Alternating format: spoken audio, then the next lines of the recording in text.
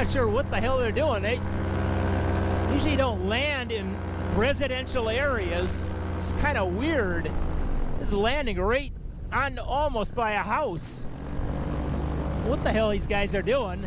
They're crazy. Maybe they got blown off track or something. Hello, Cloudwalker PPG here again with another video. Today I'd like to talk about trim settings on your glider and speed bar usage as far as how they affect the speed of your glider when they're adjusted and utilized.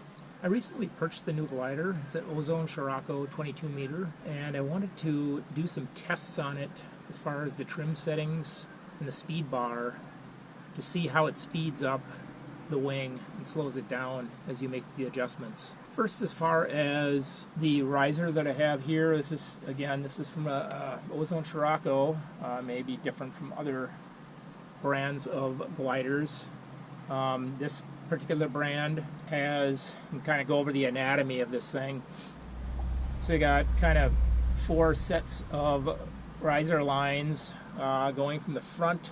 These are the attachments for the front of the wing. These are the A's, they're split A's, the red ones. The blue ones, the B's. This one's the C, and the back ones that attach near the back are the D's right here. And this is your brake right here, which comes off. You use to brake your wing, slow you down. Some of the other items on the riser are the malleons, which kind of hold onto the lines and then attach to the riser attachments themselves. It's got like 1, 2, 3, 4, 5 of those. Then here you got some pulleys. This is for the speed bar. It's the pulley here for the speed bar, or pulley down here, kind of lifts up on it. Over here you got a pulley that attaches to your brake line. Make sure when you have it set this way it doesn't go, or if you don't have the tip steering attached, it doesn't go flying away. So you want to have it attached here. Down here you have your trim strip. Talk about that later, and your trim buckle, which is used to loosen and or tighten the trim settings. So as far as the trim settings, when your glider is fully trimmed in, this thing is pulled all the way down, your glider kind of looks like this. So this would be the front, this is the back. When you let out this trim like this, what it does is it allows these the trim line, or the lines, the C, D, and B, to go upward. And what that does, if this is your wing, when it's the trims are full in, when you start letting it out, the wing, this is the front end, this is the back end, the wing starts going like this, and it flattens out the back end, and that allows, when you do that, it allows the wing to be kind of like more aerodynamic and fly quicker. And then when you pull it back in, it goes like this, and it flies slower, but it allows for more lift because it's kind of catching and lifting up. That's kind of how the trims work. The speed bar is the other end.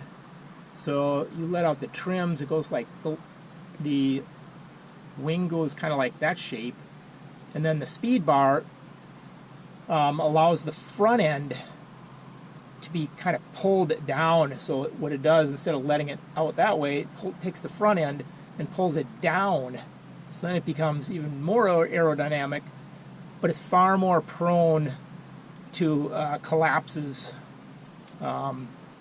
Especially if you use your brakes. If you're like this, you use your brakes, it's prone to a collapse, frontal collapse. So you don't want to use the brakes when you have the speed bar engaged. Paramotor wings, as compared to paraglider wings, the paramotor wings have a really long trim range. It allows for this thing to be adjusted quite a bit, like that. Whereas paraglider wings don't have quite as much trim range, and they rely more on the speed bar itself. We can use both. Typically don't, because we have such a long trim range, but I'm going to apply both in my tests to see how much greater speed I can attain by applying both speed bar and full trim length. So in my video, when I'm making some adjustments while I'm in the air to the trims, this is the trim strip right here. This is basically trims full in. This is pulled all the way down on this buckle. There's nothing there, no slack in here. When I talk about bars, I talk about first bar, second bar, third bar, fourth bar. That's what I'm talking about in the video. First bar is kind of the first green bar when I let it out. So you let this thing out, it goes basically right to there. So you get that much more slack. And then second bar is like so. If I can get the thing moving like that. So it's that much more slack going from there to there. And then third bar is the red bar, in which in the manual they tell you if you're at the red bar or farther, you should not apply brakes at that point, even if you're not using the speed bar. So get to that point, you're really not supposed to use brakes. And then the last bar, which is the fourth, is this kind of white one, which goes there. I believe this thing can go out even one more setting farther, which I did not get to. My camera kind of died, so didn't get to that. It'd probably have added maybe another 2 miles an hour to the speed range. And then I tested each trim range without speed bar and with speed bar, so you can kind of compare with them together and apart, and get an idea how much speed you can gain doing either speed bar or no speed bar or both. Speed bar attachment over here in the front end, basically it pulls the front end down, these A's down, flattens out the wing in the front, and basically you have a little clip or a speed bar on your paramotor, and it has a line that comes up, and this is called a sister clip, and these two clips clip together, and then once it's together, you'll see in the video, you kind of push the bar down with your foot, and it pulls this down and pulls these two pulleys together. And it's basically, in essence, just pulling the front end of these reds down while these other ones stay high. And that's just basically, again, pulling the front end of the glider downward slightly, kind of even flattening out the glider even more, which allows it to go a little bit faster. So in the test flight, I try to position myself about 700 feet in the air at all times as I test each trim setting. This makes sure that the airspeed is consistent. Since when I tested, it wasn't perfectly still wind, fly directly into the wind and then downwind for the next test, and then average the two to find out the exact speed the glider was flying if it was a zero wind day.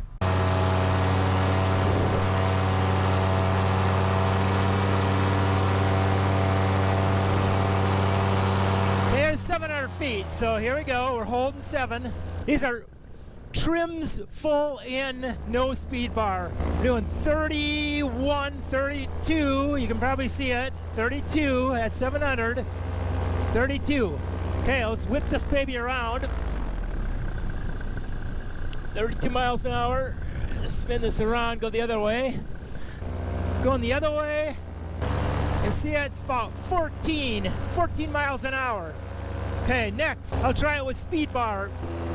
22, about 22 miles an hour. So I'll drop the speed bar, spin us around, 700 feet, speed bar on.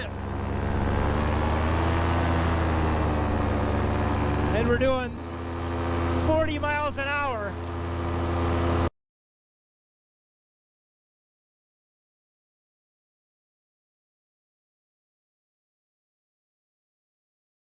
Next is trims out one bar right there, one green bar. back up the height again. 23, about 23 miles an hour. Speed bar on, going downwind, about 41 miles an hour. 41. Right there, there's one bar without speed bar. We're looking like 16 miles an hour. One bar downwind without speed bar is 36 miles an hour.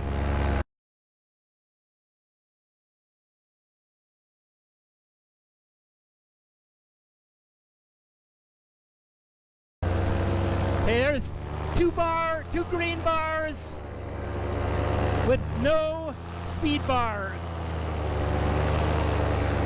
About 17, maybe 18. Two green bars with speed bar. 25 miles an hour. That's into the wind. Now going down the wind again. Two bars, no speed bar is 37 miles an hour. Two bars with speed bar, about 45 miles an hour.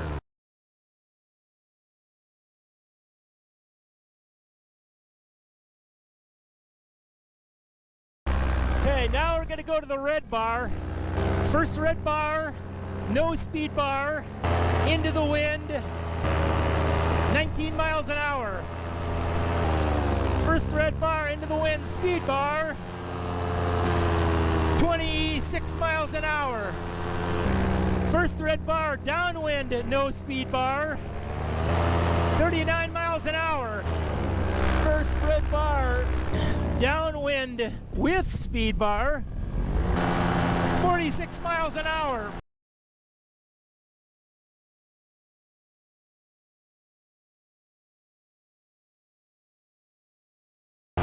Last bar, no speed bar, into the wind, 21 miles an hour. Last bar with the speed bar, into the wind, 27 miles an hour. Downwind, last bar, without speed bar, we're cooking along at about 41. Now, with the freaking speed bar, what are we doing here?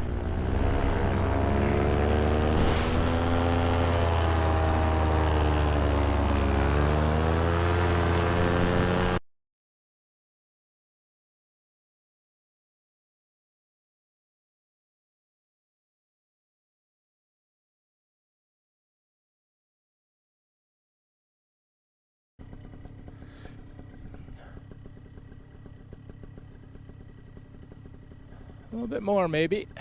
You could. It's not too bad right now, but any little bit more would be nice. Okay, here we go.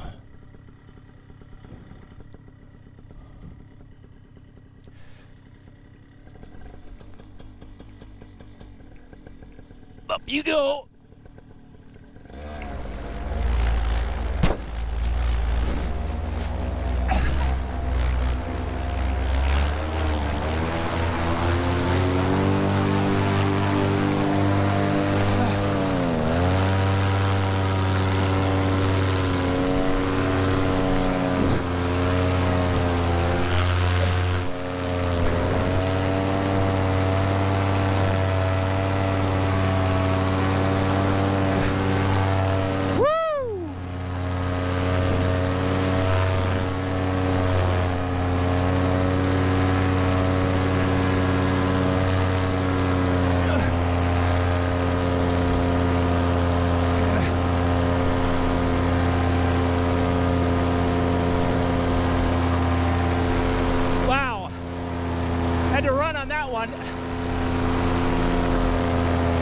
Serious running. Really foggy out here. There we go. She be on. Okay. Check out the balloon. Let's head over towards that guy.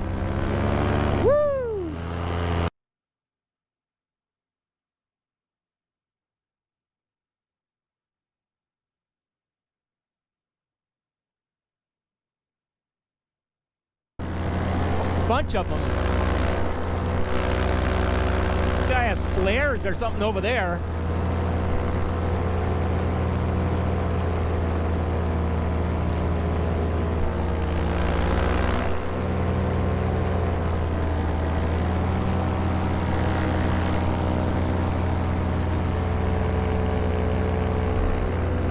That's really odd.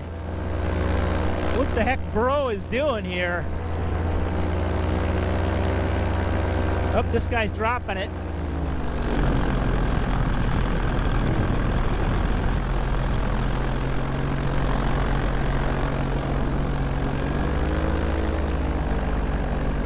That's strange.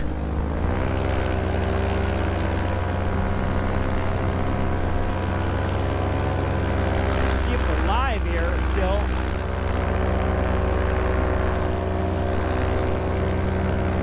Yeah, we're still live. Let's go and check out the Remax one, then cross the river.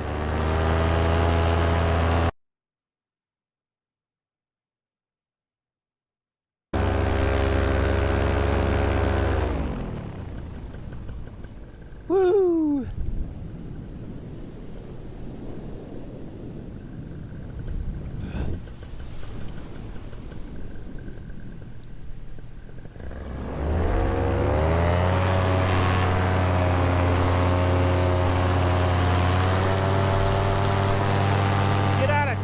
Here, man.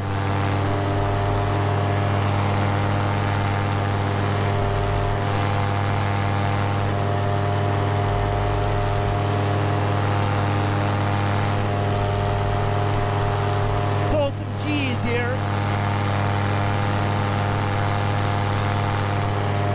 Need to be able to get over the river somehow.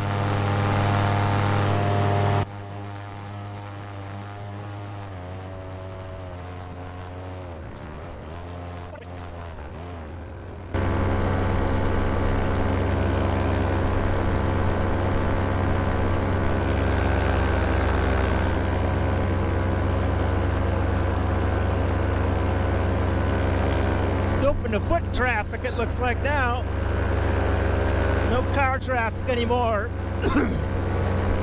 Woo!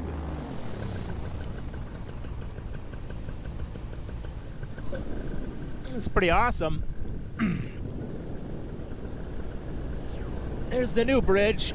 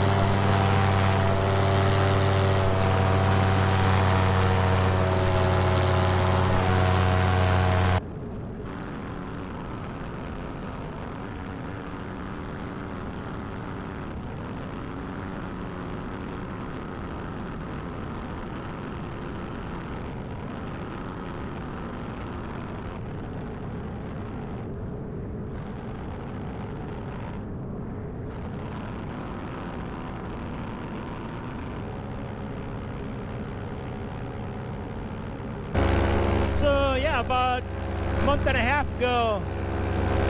I did a triathlon right here. It started right here, swam the portion right there, right below us. Got on the bike, took my bike right down there, out that direction, came back, and then did the run going that direction.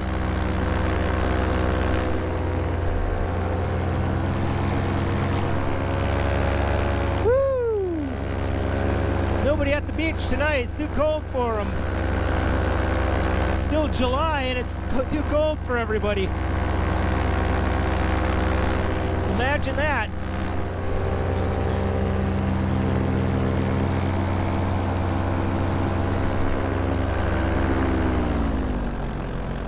Woo!